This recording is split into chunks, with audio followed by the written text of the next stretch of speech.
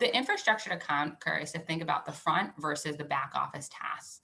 So the front office is essentially all of your revenue generating activities, which is really your sales and marketing.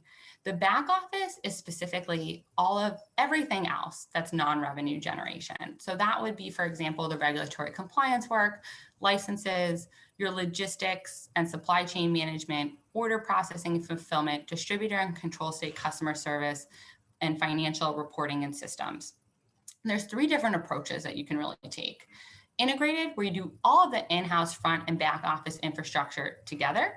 You could take the bundled or agency approach, although I will say that that has really fallen out of favor in the last number of years, where everything is full service. Or you can go with the unbundled approach, where you separate the front and the back office activities.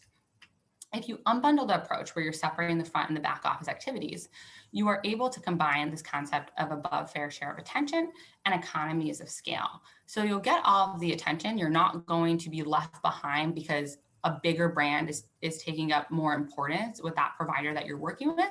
But by the same token, you can achieve greater economies of scale and scope because overall, there's more brands that are opting into that platform that is driving other costs down, for example, like logistics and freight and warehousing. On the sales side, if that's then what you become hyper-focused on, there's a couple of different options. You can have a dedicated sales infrastructure. And if you go that route where you have someone in-house, there's no question that someone being completely dedicated to your brand is great. However, the flip side to that is it's going to be the most expensive option.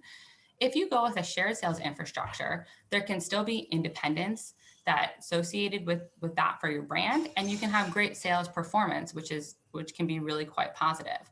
Typically, a salesperson's productivity allows for 5 brands per sales call, so it just kind of gives you an idea of where you would want that breakdown to ideally be.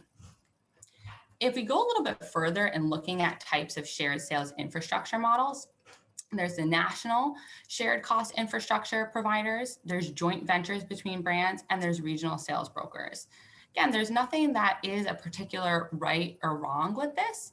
It's just about finding what works best for your brand, certainly as well the cost associated with it, so that you can optimize your sales and have the best infrastructure. So you want to take a look at all of these different ideas, give it some different thought, think about what could be the best fit for you, and just know that there are multiple options out there.